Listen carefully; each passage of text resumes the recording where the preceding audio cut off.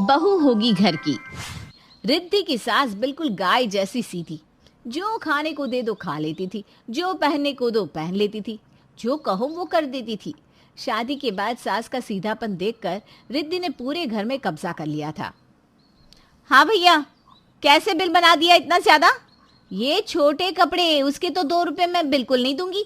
1 रुपया होता है छोटे कपड़े का। बीबी जी वो कोयला महंगा हो रहा है, फिर 1 रुपये का तो कहीं भी रेट नहीं रहा। मैं नहीं कर पाऊंगा इतने कम में कपड़ों को आयरन। मेरा हिसाब कर दो, मैं कल से नहीं आऊंगा।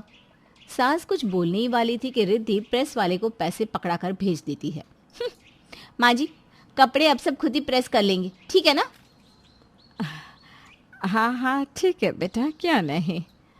सास चली जाती है, हाथ में सूती की स्टार्च लगी कड़क साड़ी लेकर। पीछे से रिद्धि का पति रोहित आता है। रिद्धि, मैं ना 2 दिनों के लिए कानपुर जा रहा हूँ, मेरी मीटिंग है। कानपुर का नाम सुनते ही रिद्धि झूम उठती है। मैं भी चलूंगी, वैसे भी माँ को देखे 2 हफ्ते हो गए हैं। क्या है रिद्धि, माना कानपुर में तुम्हारा मायका है, लेकिन यहाँ माँ भी तो है। कैसे मैनेज करेंगी वो इतने बड़े घर में अकेले? माँ का ख्याल रखो, मैं 2 दिन में आ जाऊंगा। माँ को मैं पूछ लेती हूँ ना, वो हाँ बोलेगी तब तो ले चलोगे ना। पति क्या कहता?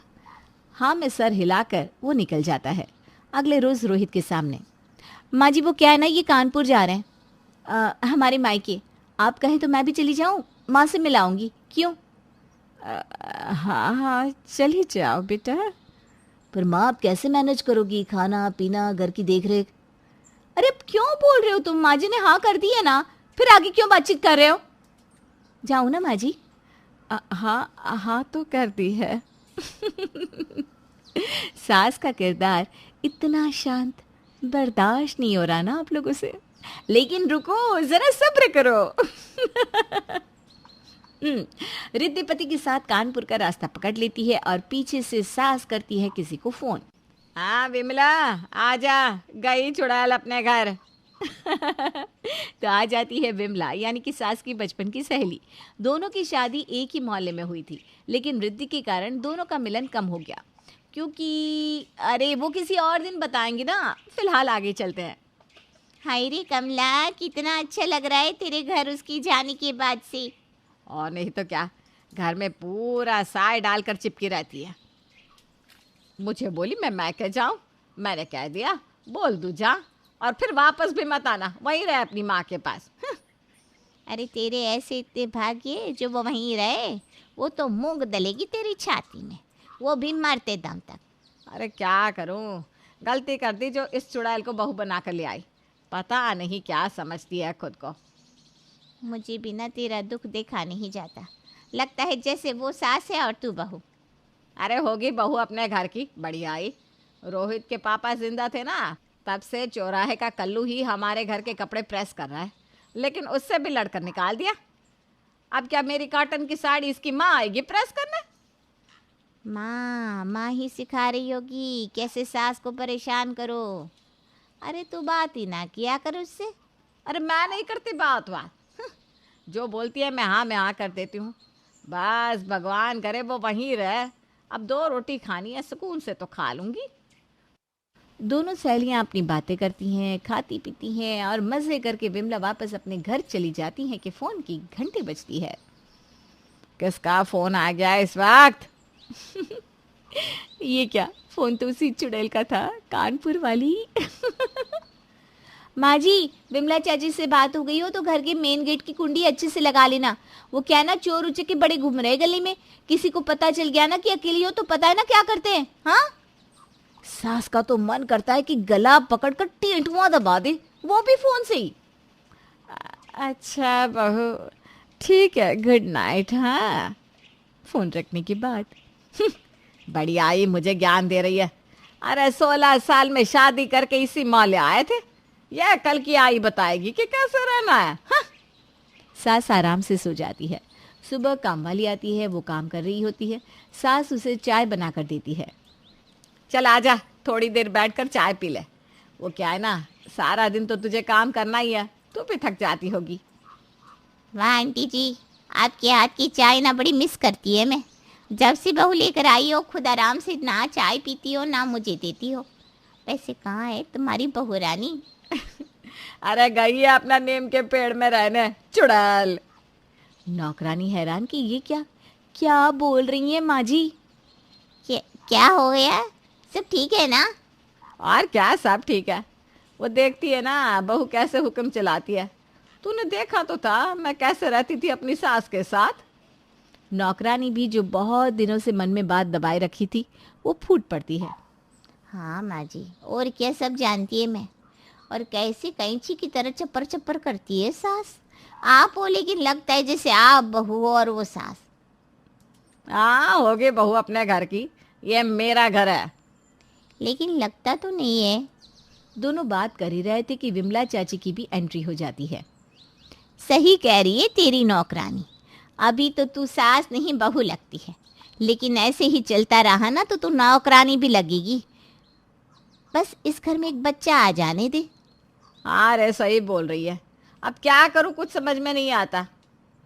ये बेटे को ना उसने ऐसे मुट्ठी में ले रखा है, रोज रोज के कलेश से ना मुझे बहुत डर लगता है। देख कमला, तेरे जैसी ही कई सासों की हालत है हमारे देश में। पति के मरने के बाद बहू सर पर चढ़कर नाचती है। बेचारी बुजुर्ग सास क्या करे, घर में शांति के लिए शांत रह जाती है। छोटा मुंह बड़ी बात होगी, लेकिन ये भी तो सही नहीं है ना। ऐसे तो ये मान लो कि पति के जाने के बाद पत्नी की हालत खराब ही रहेगी। अरे बोलना भी जरूरी है। माँ जी तो कुछ बोलते ही नहीं सिवाय हाँ और ना के। सही बोल रही है तू। अरे कमला तो अनपढ़ है, तू तो पढ़ी लिखी है। अपनी बात तो रख। जो सही है वो सही है, फिर देख क्या होता है। सास को भी सहेली और नौकरानी की बात समझ में आ जाती है। वो ठान लेती है कि अब बहू की जो बात बुरी लगेगी वो उसे उसके मुंह पर बोल देगी। सही बोल रही हो तुम दोनों। अब देखना मैं क्या करती हूँ। लेकिन माँ जी, आप बोलना तो रोहित भैया के सामने, क्योंकि पीछे से आप क्या बोलोगे और वो रोहित भैया को क्या बोलेगी, फिर रोहित भैया आपके बारे में क्या सोचेंगे। इसलिए जब भी बहू की कोई भी बात बुरी लगे तो रोहित भैया के सामने ही बोलना, ठीक है। नौकरानी थी तो नौकरानी, लेकिन बात 100 पति की कर गई। विमला भी कमला को ये सिखाकर घर चली जाती है। फिर क्या, फोन बजता है। सास फोन उठाती है तो सामने से बहू का फोन था। अरे माँ जी, मैं और रोहित तो है नहीं घर में।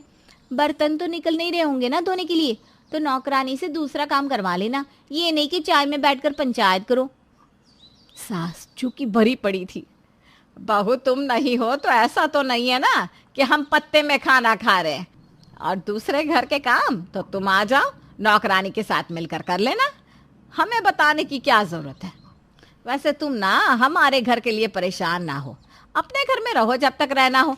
हम तो कहते हैं महीना लगा कर ही आना। वो क्या है ना, रोहित बोल ही रहा था अगले महीने उसे फिर जाना है, तो क्या बार बार आन जान करोगी हैं। अच्छा बहू, फोन रखते हैं। जो सास के मुंह से हाँ या ना में जवाब निकलता था, उसके मुंह से इतनी बातें सुनकर तो मानो रिद्धि के होश ही उड़ जाते हैं कि ये क्या हो गया।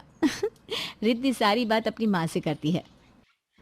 तो तू ही तो मौका दे रही है कि लोग उनके पास आए और उन्हें भड़काते रहे।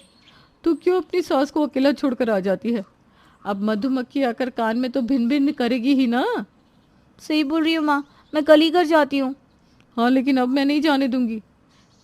कैसे उसने कहा कि महीना भर वहीं रह? अरे हम नहीं रख सकते क्या तुझे? अरे महीने भर के चक्कर में सास पूरा घर हड़प लेगी।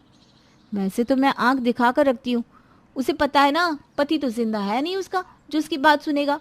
बेटा है वो भी मेरी मुट्ठी में। बीवी और सास की बात रोहित सुन लेता है, लेकिन वो कुछ नहीं कहता। मुझे कल वापस जाना है रिद्धि, चलोगी ना तुम? चलोगी मतलब? क्यों, लेकर नहीं जाना चाहते हो क्या आप? हाँ, रिद्धि तो यहीं रहेगी रोहित जी, वो भी पूरे 1 महीने रहे। मैं कल जा रहा हूँ, अगले महीने आऊँगा तो वापस लेकर जाऊँगा रिद्धि को। रोहित घर वापस आता है और देखता है माँ का चेहरा खूब खिला था। हमेशा साड़ी में रहने वाली माँ ने सलवार सूट पहना था, बाल खुले। माँ वो माँ लग ही नहीं रही थी जिसे वो छोड़ कर गया था। माँ कितनी प्यारी लग रही हो, तुम ऐसी रहा करो ना। रोहित माँ के गले लग जाता है। माँ मैं हूँ तुम्हारे लिए, मैं तुम्हारी हर बात सुनूंगा, तुम मुझे अपनी हर बात बताया करो। तुमने आज तक रिद्धि की कोई शिकायत क्यों नहीं की मुझसे? रिद्धि तो तुम्हारी बहुत सारी बातें बताती थी मुझे। बेटा, मुझे लगा था कि तू बहू के आगे शायद मेरी बात पर विश्वास नहीं करेगा। माँ बचपन में मैं कितना भी लड़कर झगड़ कर आता था, तू मेरा ही साथ देती थी, तो आज मैं क्यों तुझ पर शक करूँगा? माँ, मैं तेरा बेटा पहले हूँ। और बहू तो बहू होगी अपने घर की, ये घर तो मेरी माँ का है। माँ बेटा गले लग जाते हैं।